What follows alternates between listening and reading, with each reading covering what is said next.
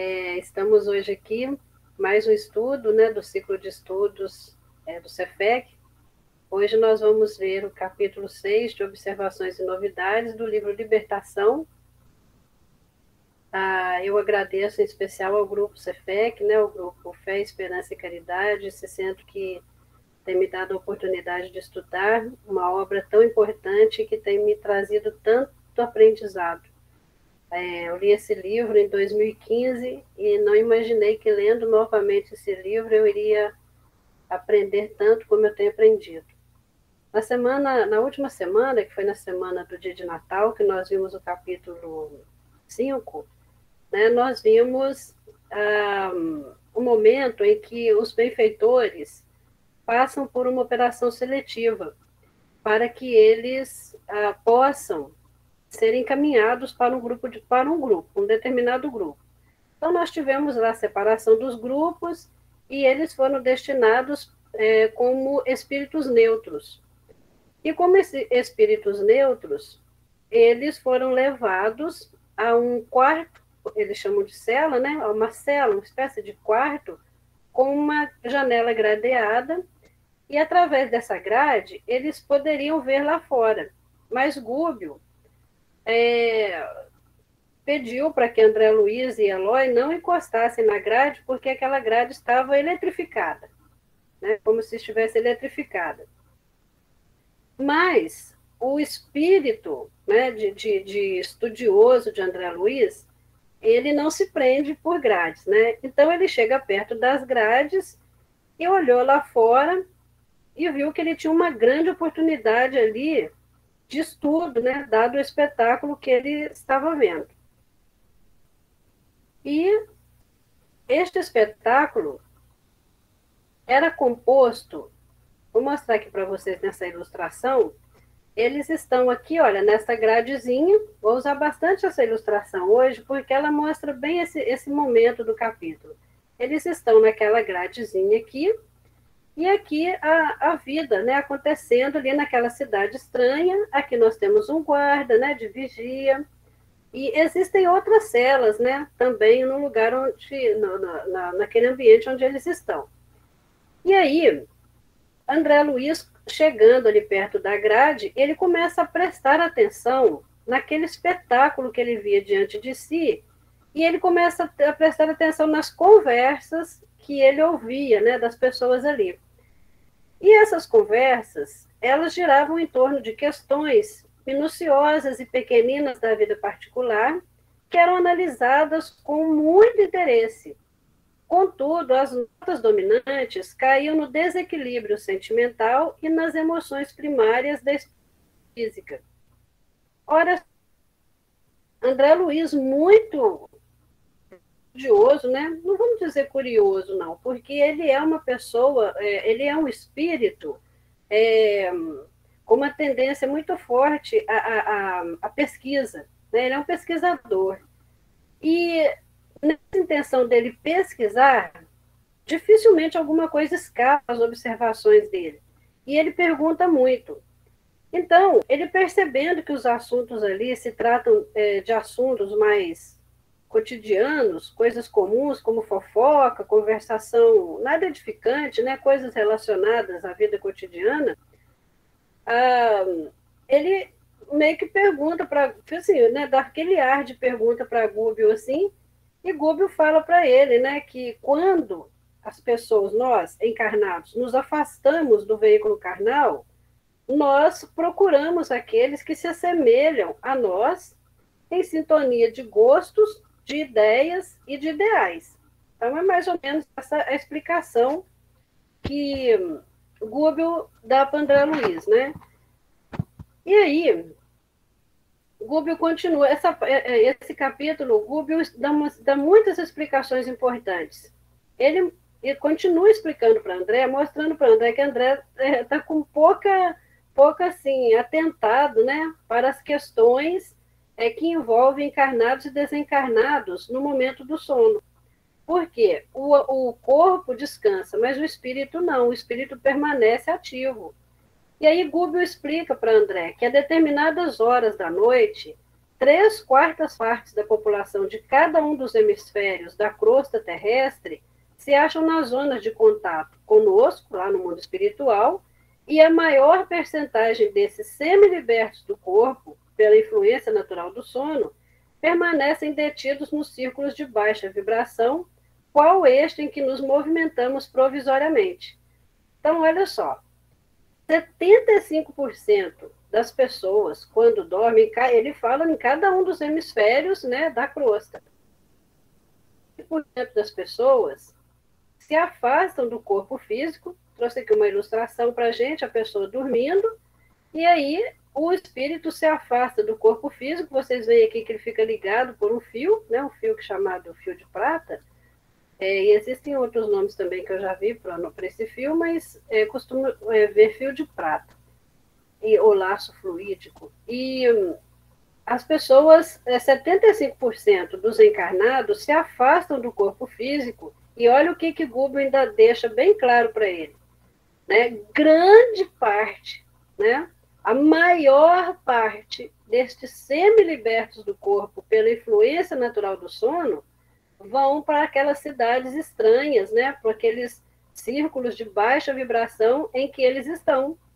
Então, a gente pensa que vai para bons lugares, prestem atenção. E o que acontece com os outros 25%? Ora, 25%, isso aí é uma questão para você, né, colocar um número assim, para ser mais didático. Existe um número pequeno de pessoas que não se afasta do corpo, né? Está dormindo e permanece ali no quarto, ao lado do corpo, né? Perto do seu domicílio, né? Do seu lugar, da sua cama. Então, é muito interessante a gente observar para onde a gente vai quando a gente dorme. Por quê? Semelhante busca semelhante. Isso nós já estudamos, né? Nós nos sintonizamos pela semelhança, né? Que nós temos dos nossos ideais, dos nossos interesses. E, neste momento do sono, é importantíssimo que a gente não se esqueça a questão da prece, tá? No Livro dos Espíritos, da questão 666, das 658 até 666, fala a respeito da prece, da importância da prece. Então, 658 até 666, no Livro dos Espíritos, fala a respeito da importância da prece. Então, se é importante que a gente faça prece durante o dia, importantíssimo fazer prece antes de dormir, porque nós não sabemos para onde o nosso espírito vai, certo? Nós não temos muita noção. Isso também depende muito do dia que nós tivemos. Muitas vezes nós tivemos aquele dia muito agitado, temos aqueles sonhos muito loucos, que a gente acorda até, no outro dia a gente acorda até suando, e tem alguns outros sonhos que parece que a gente está vivenciando aquilo, né? Pois então, gente, vive em 3 planos diversos. O corpo de carne, né, o corpo denso de carne, a organização perispirítica em tipo de matéria mais rarefeita e a mente, representando 3 expressões distintas de base vital com vistas ao mesmo fim. Então, olha só, o espírito não é a mente é um dos atributos do espírito. A mente, ela expressa o quê? Ela expressa nossas ideias, nossos pensamentos, nossos sentimentos, nossos projetos. A mente, ela é o núcleo de força inteligente que nos liga a todos que sintonizam conosco. Então, nós estamos ligados a todos, né, por sintonia através da nossa mente. A mente também, ela evolui conosco, saindo da ignorância para o saber. Então, a mente é um dos atributos do espírito, ok? Mas Gubbio usa a palavra mente aqui, nós vamos entender um pouquinho mais para frente por quê, certo? E aí, ele faz uma pausa mais longa, né, explicando essa questão aqui para o Gubbio, para o André Luiz e o Eloy, e dá a André a oportunidade de continuar, né, as suas observações ali, né, de dentro daquela cela onde eles estão, e ele vai prestando mais atenção a uma dupla feminina que conversava pertinho da grade, e ouvindo a conversa, André Luiz fica muito espantado e olha interrogativo para Gúbio. Então, olha, ele fica olhando essa dupla de mulheres que estão conversando aqui, bem pertinho da grade onde eles estão. E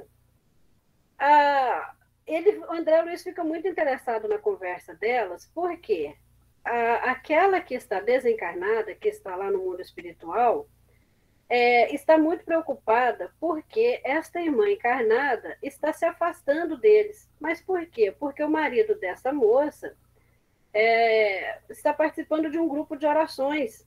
E quando aquele espírito desencarnado fica sabendo disso, ela fica possessa, ela fica com raiva, porque ela diz assim, que oração é coisa que enfraquece, né?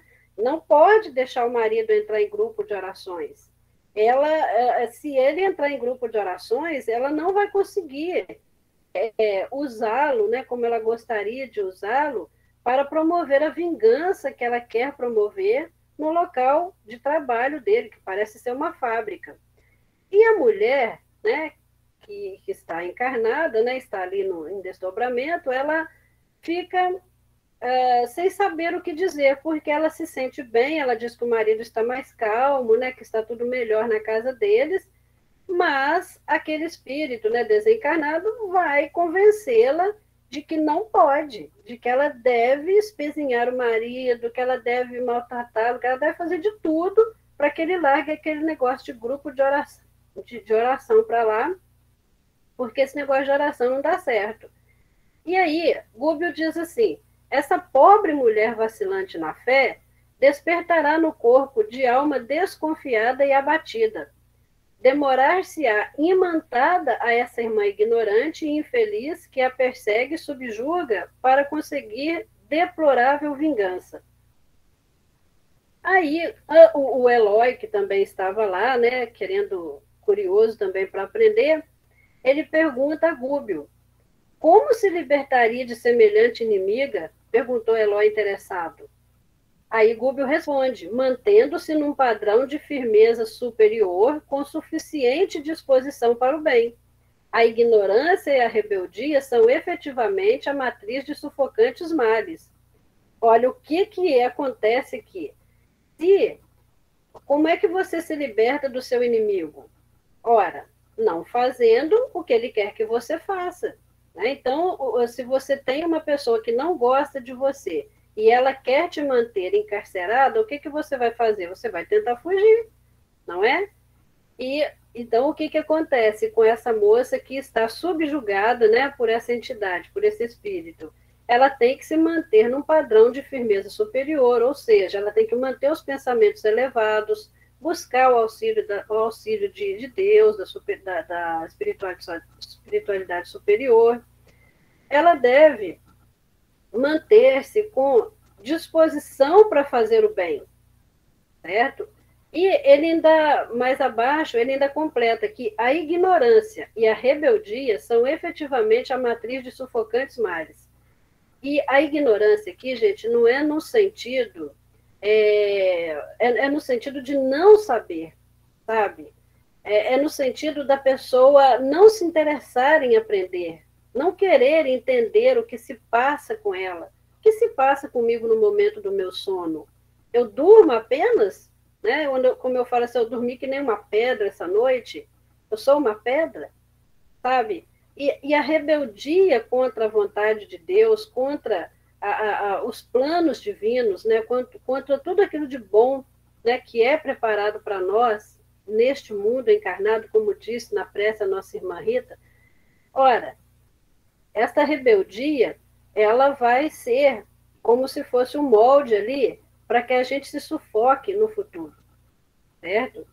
E aí, Gúbio, né, elucida André Luiz a respeito, e Gúbio, né, a respeito dessas questões, e André Luiz, depois que teve a sua dúvida, né, sanada pelo instrutor, ele passa a prestar atenção em certas formas obscuras, semelhante a esferas ovoides.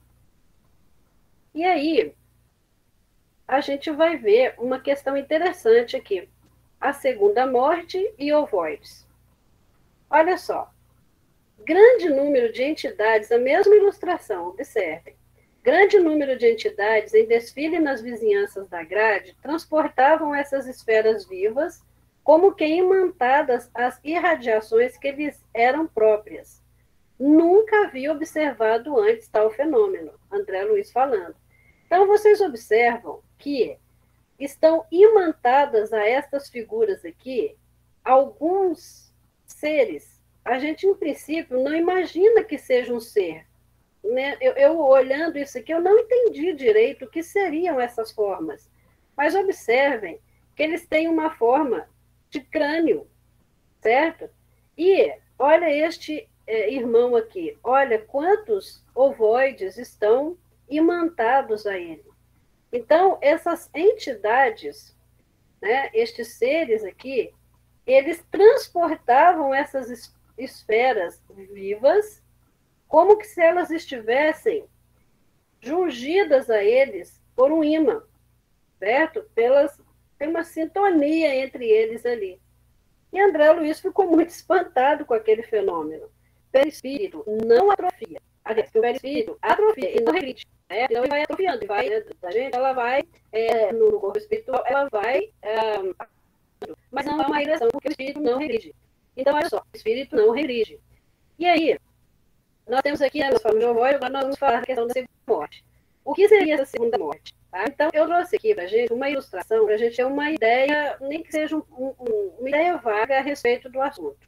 Nós temos o corpo físico, nós temos aqui, no Espiritismo, a gente não vê falar de duplo etérico, né? A gente ouve, às vezes, em Kardec, a gente lê sobre o fluido vital, o perispírito, o corpo mental e o espírito.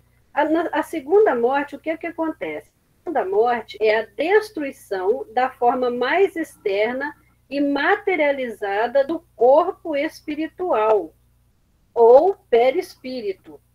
Essa destruição estaria relacionada apenas à porção mais material do envoltório semimaterial do espírito, jamais atingindo o chamado corpo mental, o que geraria estruturas semimateriais incompletas denominadas ovoides, em função da sua forma geométrica. A forma exterior do perispírito seria, por conseguinte, lenta e gradualmente desintegrada energeticamente pelos pensamentos agressivos do espírito em questão. Então, olha o que acontece aqui. Nós temos o corpo físico, né? E vamos partir aqui para o perispírito. O perispírito, na questão da ovoidização, ele vai atrofiando, porque ele fica com uma ideia fixa na mente, ele fixa uma ideia de vingança, por exemplo, na mente, ele só pensa em se vingar daquele ser, nada mais passa pela mente dele que não seja o ódio, a vingança, o desejo de prejudicar alguém. E isto vai se voltando contra ele, impedindo-o de evoluir, de ter novas ideias, de se abrir para o bem, e ele vai se fechando naquela ideia, até que ele vai atrofiando o corpo perispiritual, né, e se transformando neste ovoide, né, que tem o tamanho, é chamado de ovoide pela forma geométrica, né, que possui, como está explicando aqui, certo? Mas, aqui quando a gente fala em duplo etérico, só para não entrar muito nessa questão, o duplo etérico seria uma duplicata mais sutil do corpo físico, certo? Então, o que acontece com a ovoidização, ela não atinge o padrão da mente da pessoa. A mente está lá com uma ideia fixa, né? O que vai acontecer na ovoidização é a atrofia dos atributos, né, do perispírito, tá? E aí vem a questão de por que esse monoideísmo, por que a pessoa fica com essa ideia fixa? Certamente as causas são os pensamentos que criamos e exteriorizamos, revestidos de vibrações próprias de sentimentos inferiores, Há espíritos que se revoltam contra os sofrimentos que enfrentaram, movidos pelo orgulho, pela falta de fé, constituindo um conceito equivocado de injustiça. Gente, essa definição aqui é muito interessante porque não há injustiça no mundo, mas Deus jamais é injusto. Deus é infinitamente bom, infinitamente justo. Então, se hoje eu nasço, por exemplo, com uma deficiência física, né? Ou seja, eu não tenho os dois braços, né?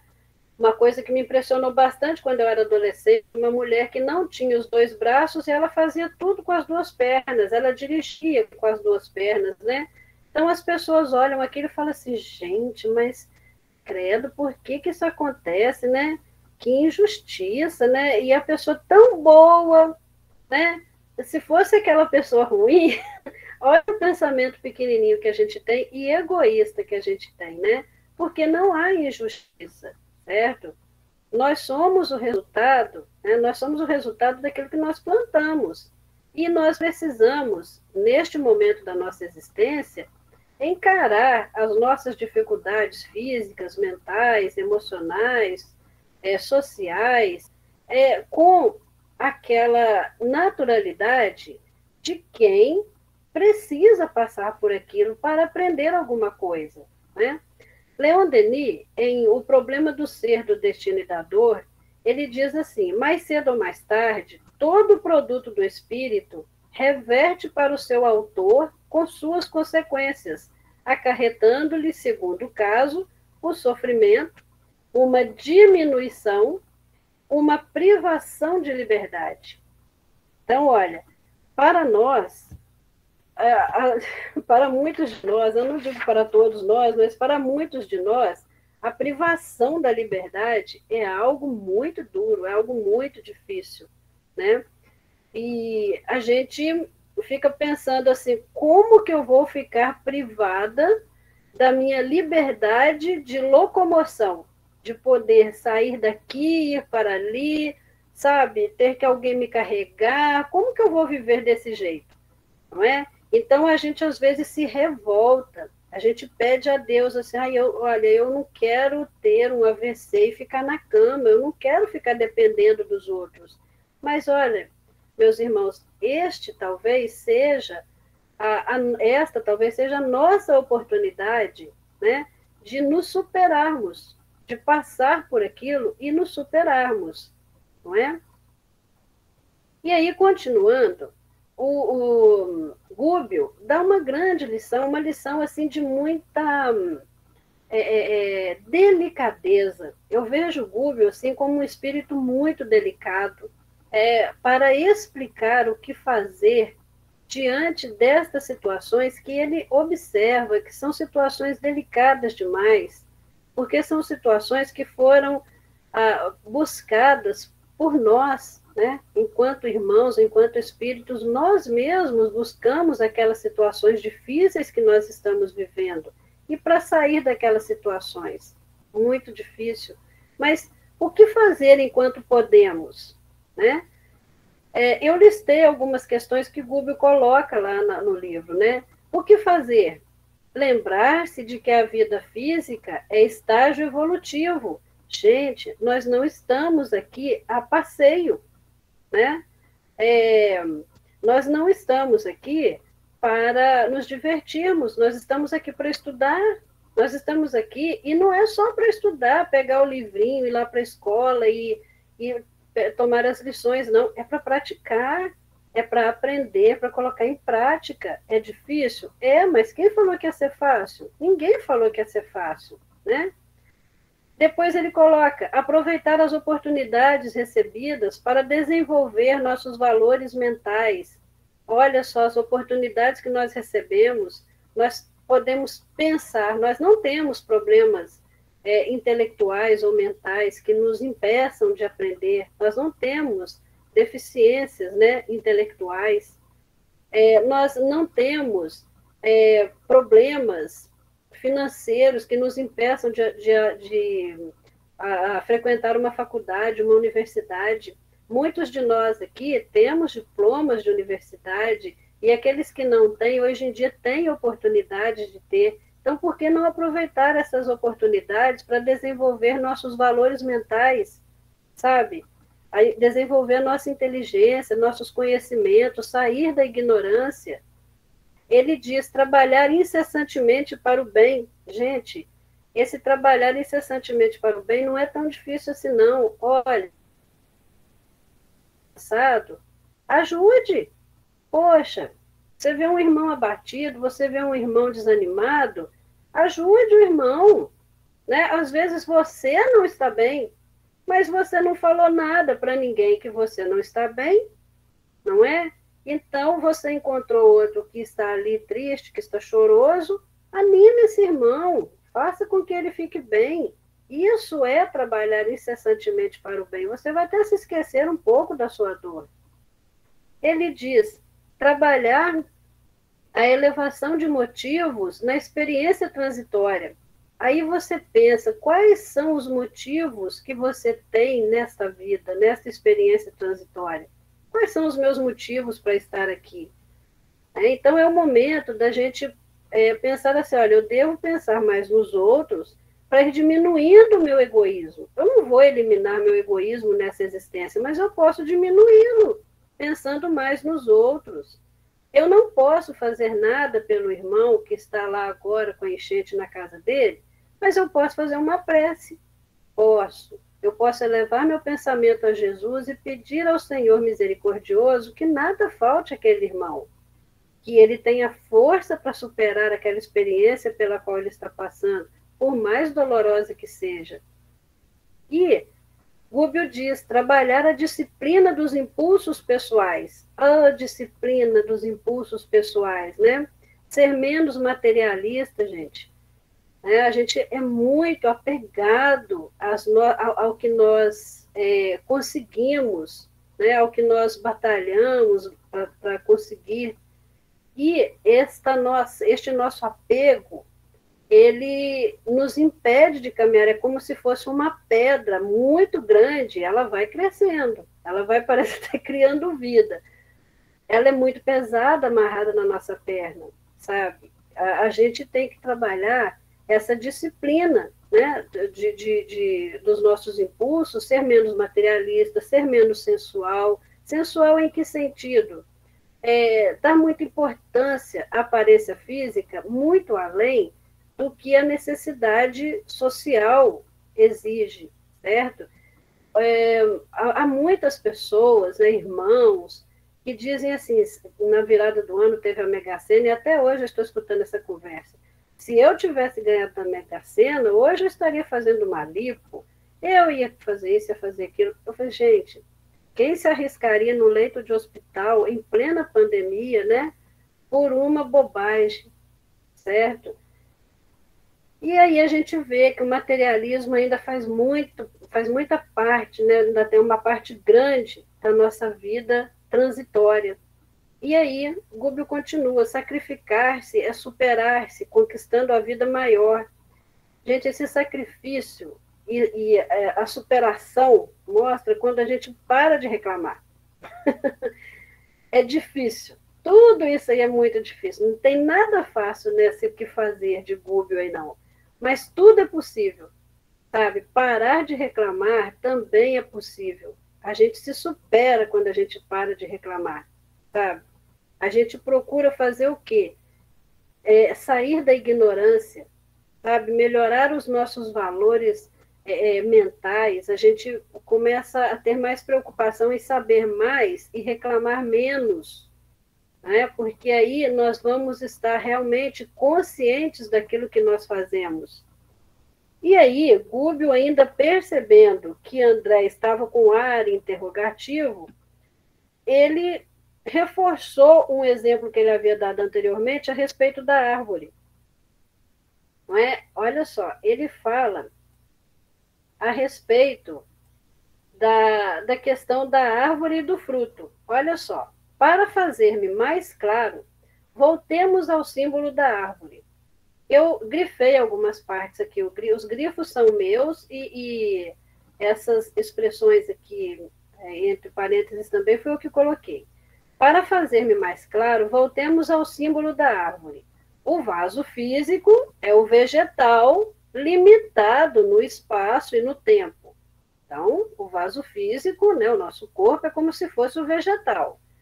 O corpo perispirítico é o fruto que consubstancia o resultado das variadas operações da árvore depois de certo período de maturação. Então, o fruto é o quê? Ele vai resumir as variadas operações que a árvore, né, desenvolveu, né, com as vitaminas do solo e tudo mais, ela vai desenvolver para produzir o fruto, certo? Depois, nós temos a matéria mental, que é a semente. Dentro de cada um desses frutos aqui, tem uma semente. É a matéria mental, que representa o substrato da árvore e do fruto, condensando-lhes as experiências. Então, tudo que o nosso corpo físico e o nosso perispírito vivencia está dentro desta semente. A criatura, para adquirir sabedoria e amor, renasce inúmeras vezes no campo fisiológico, à maneira da semente que regressa ao chão. Então, observe que o fruto não cai longe da árvore. E relembrando a questão dos ovoides, quando estes nossos irmãos estiverem prontos para reencarnar, onde é que eles vão reencarnar? Perto daqueles que eles odeiam, de quem eles querem se vingar, daqueles a quem eles querem fazer o mal. O fruto não cai muito longe da árvore. Nós somos atraídos por aqueles que são parecidos conosco, certo? Então, este exemplo aqui da árvore, que Gubbio traz para André, é semelhante àquele que a gente vê nos estudos espíritas, a questão do abacate, né? Mas ele coloca aqui, o nosso vaso físico é o vegetal, o perispírito é o fruto e a semente representa o que está, o substrato, né? Representa tudo isso aqui, tudo que está no vegetal e no próprio fruto, né? A semente guarda tudo isso dentro dela, certo? E aí, depois de Gubbio dar este exemplo, para André Luiz, ele segue em frente, né? E André Luiz, como sempre, né, com seu espírito investigativo, pergunta, né, aproveitando que Gubbio deu uma paradinha ali nas explicações, ele perguntou: e se consultarmos esses esferoides vivos, ouvir-nos-ão? Possuem capacidade de sintonia? Aí Gubbio responde: perfeitamente. Registram-nos os apelos, mas respondem-nos de modo vago, dentro da forma em que se segregam. O caminho de semelhantes companheiros é a reencarnação na crosta da Terra ou em setores outros de vida congênere, qual ocorre a semente destinada à cova escura para trabalhos de produção, seleção e aprimoramento. Lembram-se de que Jorge Elahá disse no vídeo dele, né, que há a possibilidade de se comunicar com esses ovoides por um fio muito tênue. Há a oportunidade. Você pode chegar até os ovoides e falar com eles. Eles vão te entender de modo vago, como se eles estivessem sonhando e ouvindo uma voz distante, mas ele vai te ouvir, certo? Porém, eles vão responder os apelos dentro do tempo deles. Não é algo assim de uma hora para outra, né? Eles vão saindo daquela situação através da prece, através do perdão, né? E eles só vão conseguir retomar a forma, o perispírito de volta, a partir da reencarnação, né? Aí o exemplo da árvore. O fruto não cai distante da árvore, certo? Então, olha o que Jorge Elahá disse também.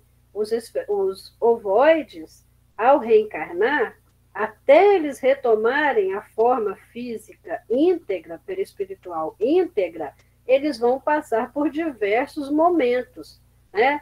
vão ter aquela questão assim de que houve a fecundação, as células fizeram a multiplicação celular, mas a gravidez não foi adiante, houve aquele aborto, que a gente chama de aborto espontâneo, mas ali já houve uma recuperação, já houve um momento ali de reintegração ao perispírito deste espírito, certo?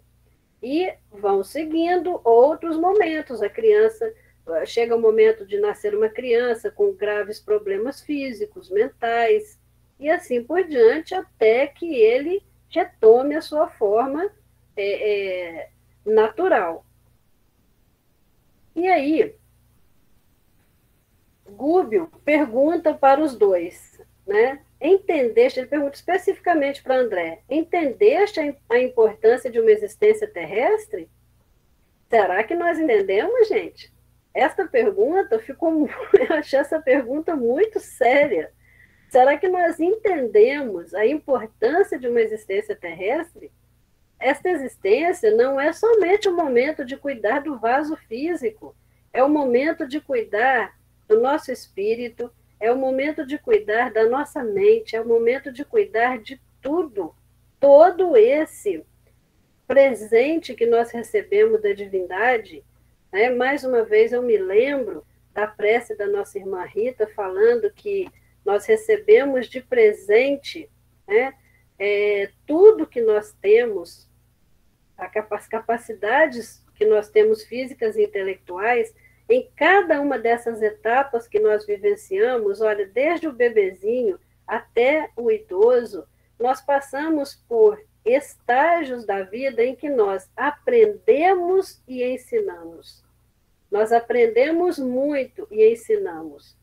Cada uma dessas etapas, cada uma das nossas reencarnações tem a nos ensinar. Mas não basta a gente adquirir a informação aqui nos livros, a informação e o conhecimento, não. Nós temos que principalmente colocar em prática. Principalmente colocar em prática. Certo? E a questão que pega muito a gente, né, uma questão assim que é uma questão muito chave neste momento da nossa existência, é o materialismo, é o egoísmo. A gente vê assim, o egoísmo atrapalhando as pessoas. Isso é muito sério. O egoísmo através de coisas simples. A gente não vai entrar em detalhes, mas nós podemos pensar. Existem coisas simples que estão acontecendo neste momento da nossa existência, que nós poderíamos estar fazendo, não estamos fazendo deliberadamente, porque não damos importância, prejudicamos o irmão. E aí, qual é a importância da existência terrestre para nós? Qual a importância que nós estamos dando para este momento que nós estamos vivendo? André Luiz ficou muito pensativo, né? O que ele viu,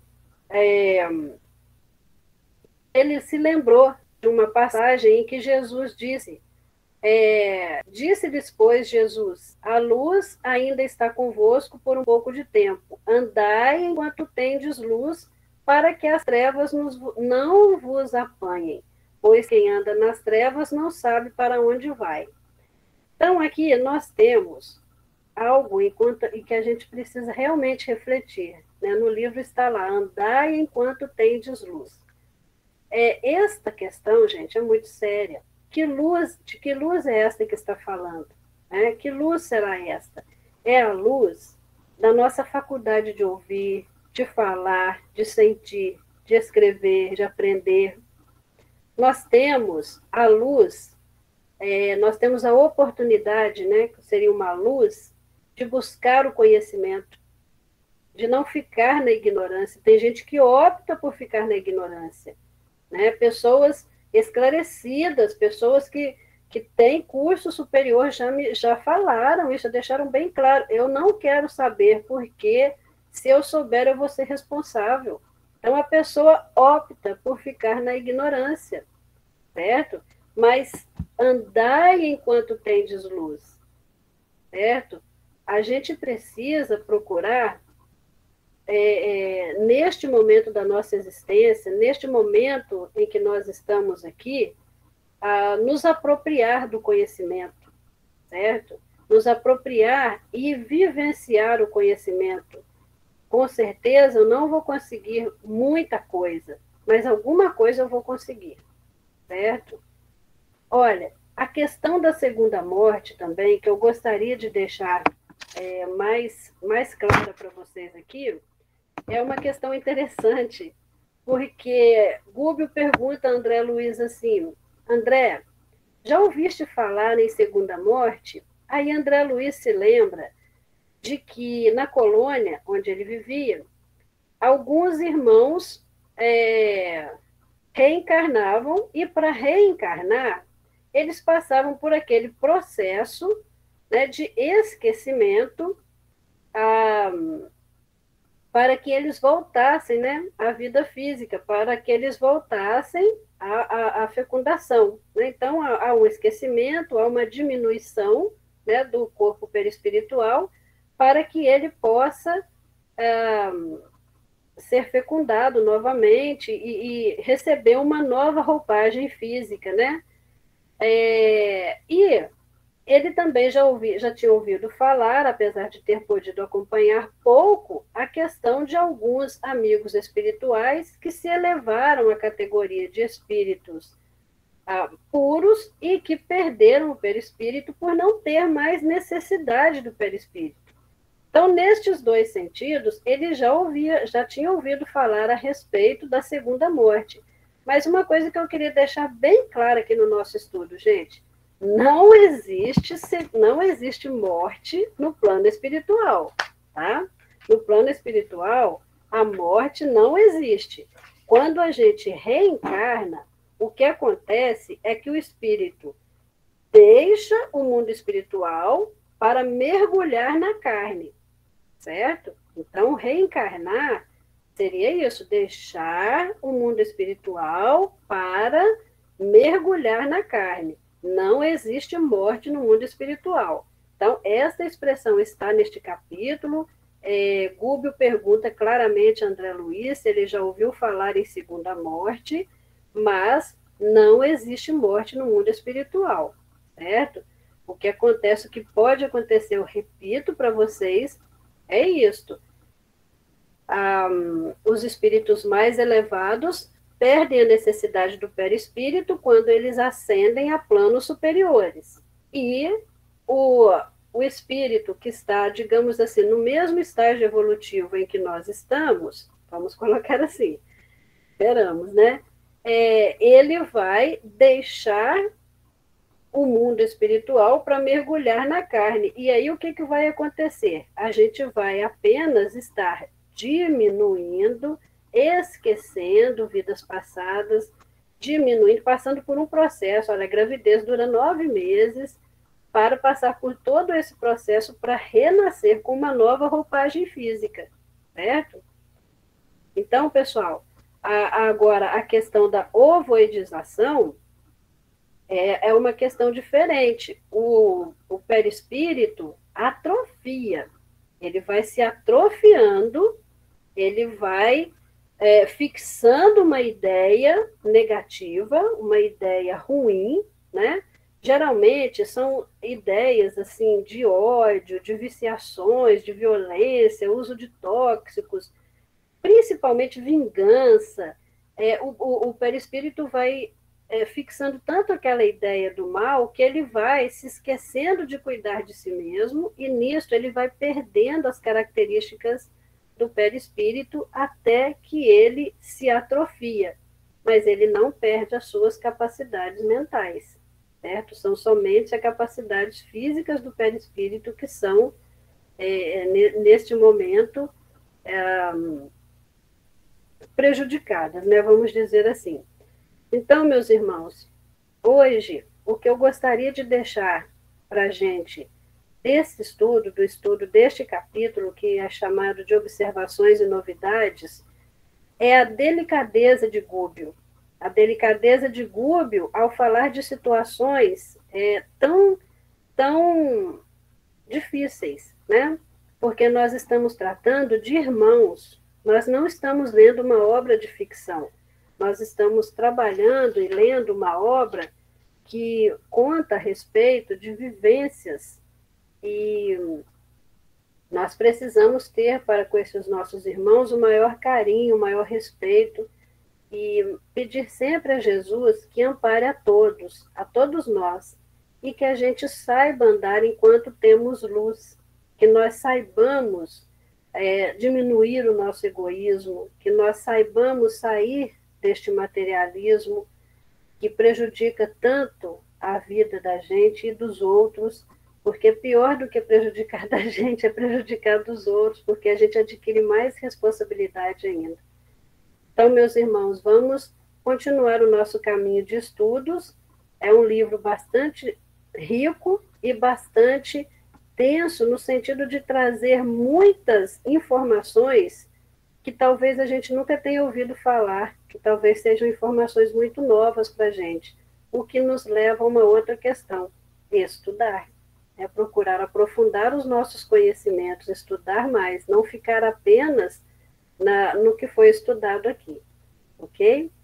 Então, agradeço muito a vocês, muita paz a todos, e deixo aqui uma mensagem para vocês. Não ser luz não é sobre brilhar, é sobre iluminar. Então, vamos iluminar o caminho dos nossos irmãos aí, ainda que a nossa luz esteja fraquinha, né? Vamos caminhar enquanto temos luz. Boa noite a todos vocês.